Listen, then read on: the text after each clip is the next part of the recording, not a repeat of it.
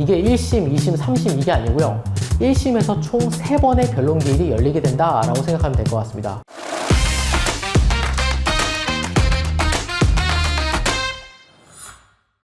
세상에 억울한 사람 없도록 법률사무소 니케 김민수 변호사입니다. 오늘은요, 형사사건 절차를 한번 정리해 보겠습니다. 그리고 그 과정에서 변호사를 선임해야 되는 그 포인트, 그 시점도 한번 같이 이야기해 보겠습니다.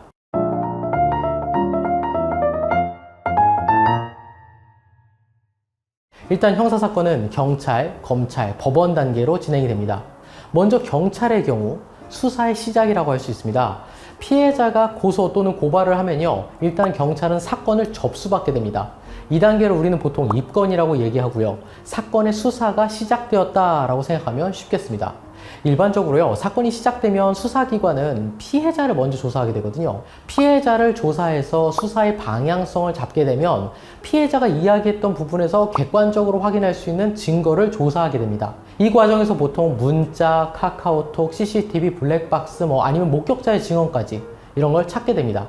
이렇게 증거조사가 진행되는 과정이 있기 때문에 피의자에게는 연락이 조금 늦게 갑니다. 사건이 발생하고 한 두어 달 아무 일 없다고 생각해서 편안하게 지내다가 갑작스럽게 연락을 받았다고 이야기하는 경우가 바로 이겁니다. 누군가 고소할 상황이 되면 바로 변호사를 선임할 경우 우리가 먼저 필요한 증거를 먼저 확보할 수 있기 때문에 무혐의를 다투는데 매우 유리합니다. 하지만요, 시간이 약 3주만 지난다고 하더라도 CCTV 대부분 삭제되고 블랙박스 역시 밀려서 삭제되기 때문에 증거 보관 혹은 증거 보존의 골든타임을 놓치게 됩니다.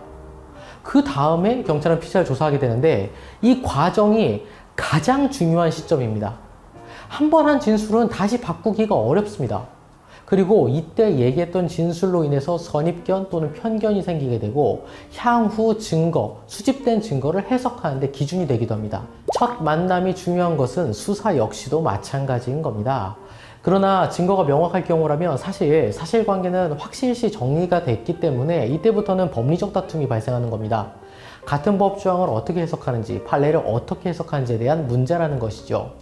예를 들어서요, 돈을 빼돌려서 비자금을 만든 행위가 무조건적으로 배임이나 횡령행위가 되는 것은 아니기 때문에 같은 사실관계를 두고도 유무죄가 달라지는 겁니다. 정확한 해석과 설득이 관건인 시점이기도 합니다. 그런데 만약 증거가 없다면 이때부터 문제가 좀 복잡해집니다. 성범죄나 쌍방폭행, 살인 등의 경우가 있는데요. 수사기관은 각 진술밖에 없기 때문에 누구의 진술을 믿을지 따지기 위해서는 당시 상황에 맞는 간접적인 증거들을 찾을 수밖에 없는 상황이 됩니다. 예를 들면요, 어떤 여성이 모텔에 뛰어나와서 막 도망을 하고 있어. 근데 그게 보니까 맨발이야. 이런 경우입니다. 이 경우 피해자의 진술이 사실일 가능성이 높다라는 간접적인 증거가 되기도 하는 거죠. 하지만 이런 간접적인 증거를 확보하는 것도 쉽지는 않은 경우라면 경찰은 어떻게 할까요? 경찰이 그냥 내가 딱 보니까 너 거짓말쟁이네 이렇게 얘기할 수 있을까요? 아마 이렇게 수사하면 난리가 날 겁니다. 따라서 경찰이나 검찰은 경찰청이나 대검찰청 과학수사부에서 여러 가지 과학수사를 진행하게 됩니다. 예를 들어서 뇌파 검사를 통해서 증거물을 분석하거나요, 거짓말 탐지기 조사를 받아서 진술의 거짓 유무를 판단하는 방법도 있고요, 진술 분석관이라는 사람을 통해서, 요즘에는 프로파일러라고 하죠, 진술 분석을 통해서 진술의 신빙성을 다투는 것도 그러한 예입니다. 특히 이 시점에 유무죄가 확실히 갈라지는 부분이기 때문에 자신이 받는 조사를 선택하거나 받는 과정의 유의점을 알지 못하면 사건은 최악의 상황으로 치닫게 되기도 합니다. 가장 빠른 시일 내에 무혐의를 받는 시점일 수도 있는 게 우리한테는 유리한 것이겠죠. 반대로요, 유죄가 사실상 확정되는 시점이기 때문에도 이 시점을 놓칠 경우는 자신이 할 수 있는 많은 것들을 포기해야 되는 게 현실입니다. 그럼에도 이 시점을 다 놓치고 오는 경우가 많아서 정말 답답하기도 합니다. 이와 같은 수사가 전부 진행되고 나면요, 이제 경찰은 최종적으로 판단을 하게 됩니다. 불송치, 그러니까 무혐의를 할까? 송치, 기소 의견을 올릴까? 입니다. 불송치는 무죄라고 생각하면 쉽고 송치는 유죄라고 생각하면 쉬울 것 같습니다. 어쨌든 이렇게 유죄 의견으로 올라가게 되면 우리는 송치 문자라는 걸 받게 됩니다. 이때부터는 검찰의 단계입니다.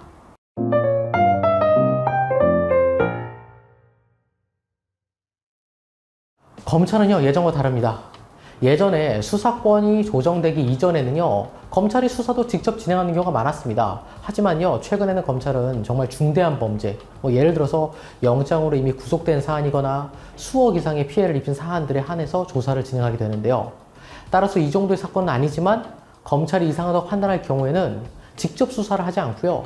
경찰에 보통 보완 수사를 요구하게 됩니다.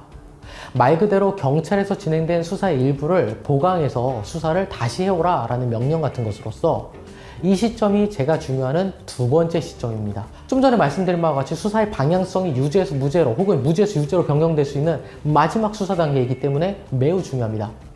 이 시점에 제출된 자료로 검찰은 무혐의 처분할 수도 있고요. 혹은 죄가 인정된다고 하더라도 한번 봐주는 기소유예 처분을 하게 될 수도 있습니다. 기소유예 기준을 다음에 한번 제대로 촬영을 해보도록 하겠습니다. 오늘은 별건으로 하겠습니다. 짧게만 말씀드리면요. 재범에 대한 가능성과 개전의 징, 반성의 모습을 보고 기소유예를 할 수 있다는 것입니다. 이를 입증할 정확한 증거와 자료를 이 시점에 제출해야 되는 겁니다. 반성문 따위 같은 거 말고요. 이 시점까지 놓치면 이제 우리는 기소되게 되면 이때부터는 정말 법정에 서야 됩니다. 검찰은 기소하기 전에 형량을 먼저 정하게 되는데요. 징역 10년, 징역 7년, 5년 등으로 말입니다. 또는 전자발찌나 신상공개, 자격정지 등의 부수적인 처분도 이때 수사검사님이 정하게 됩니다. 여하튼 이렇게 정해진 증거와 형량이 법원으로 올라가게 된다고 생각하시면 될 것 같습니다.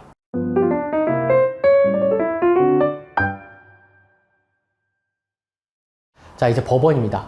법원에서는 보통 3번의 재판이 있다라고 생각하면 편할 듯 합니다. 이게 1심, 2심, 3심 이게 아니고요.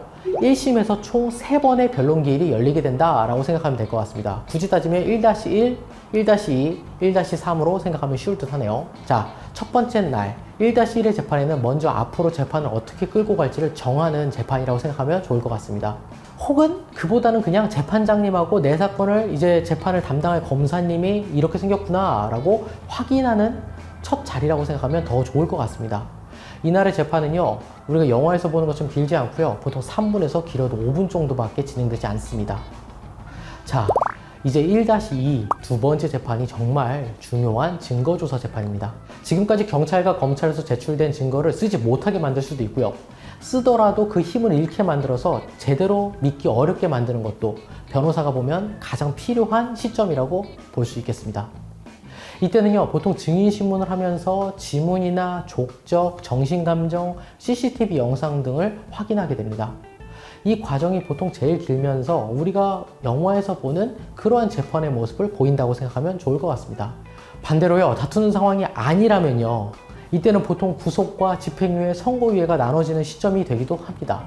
재판부가 나름 처벌하는 기준을 세우는 시점이 바로 이 시점이기도 합니다. 이때 제출된 자료가 나의 형량을 결정하게 됩니다. 다시 한번 얘기하지만 반성문, 탄원서, 헌혈증 제출하는 게 아닙니다. 자, 마지막 사실 1-3 재판입니다. 이때는 사실 변호사가 필요한 시점이 아닙니다. 이미 끝났습니다. 이날은 선고의 날이거든요.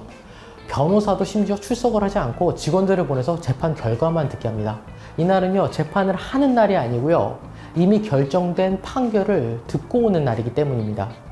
물론요, 이 시점도 일주일 전이라면 마지막 기회를 만들어 볼 수 있는 예외적인 상황은 있습니다.